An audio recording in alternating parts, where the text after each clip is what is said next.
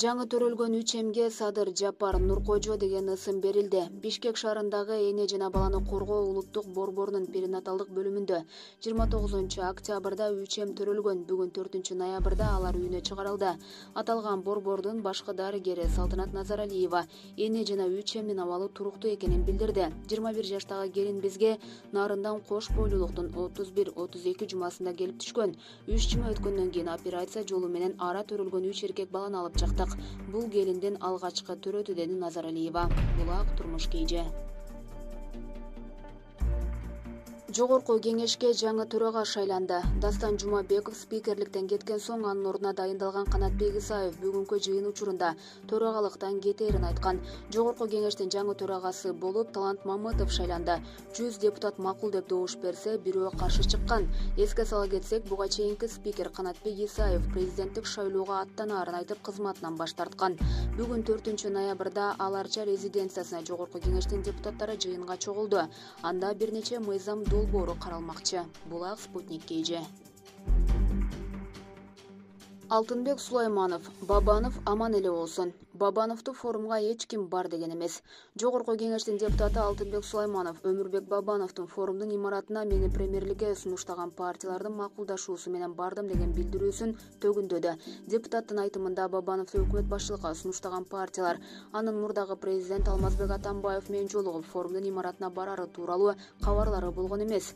Өмүрбек Бабанов аман эле болсун. Ар дайым кайсы бир топтун ийгилиги болсо өзүн ыйгарат. Ийгилик болбой калса чекеге өзүн алып качат. Ал өзү ушундай экенин Кыргызстан билип калбадыбы? Атам экен бир бол республика баштаган бир топ партиянын жаштары Бабановду өкмөт башчылыкка сунушташкан. Премьерликке менин жеке көз карашым боюнча альтернативдүү сунуштар болсо деген элем. Бабанов мени өзүлөрү сунуштады деп кийин айтып жатат. Мен премьер-министр болуп абалдан чыгарып кетет элем деп өзү эле чуркаган. Ошол мезгилде белгилеп кетчү нерсе, аны эч ким форумдун имаратына бар деген эмес.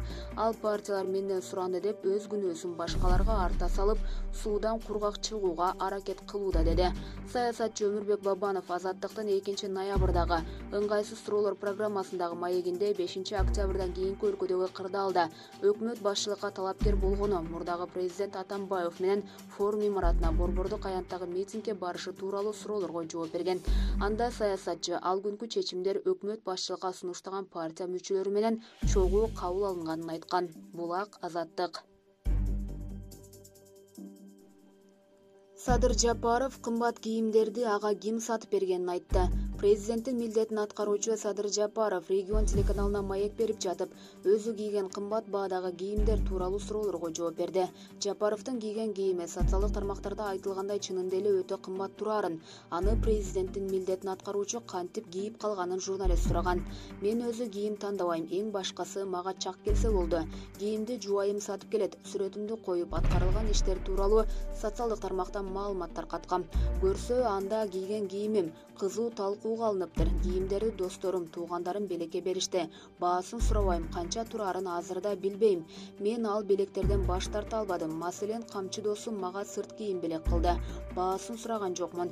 Эртең кийип чыксам, аны да сындашы мүмкүн. Москва, Санкт-Петербург жана Казан шаарларындагы мекендештер каражат чогултушуп, мага кийим-кечек берип жиберишкен. Бир туугандарым жана досторум аркыл кийимдерди кийгизишти.